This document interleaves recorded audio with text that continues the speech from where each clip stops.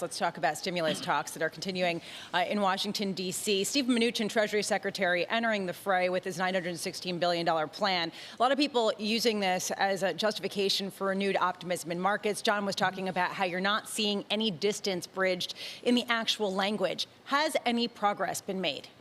Yes, significant progress. I think even the fact that the administration has come out with a proposal from Secretary Mnuchin, coupled with the continued rhetoric coming from Senate Majority Leader Mitch McConnell.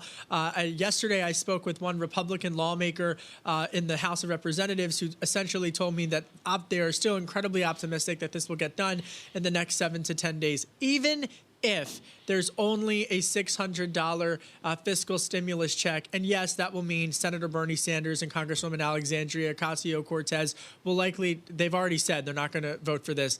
The ability of Leader McConnell to give up this issue of liability protections is a very significant bargaining chip that has emerged in these talks. Well, Kevin, he's only saying he'll give that up if Speaker Pelosi and Minority Leader Schumer give up on state aid. Any sign that they're willing to do that?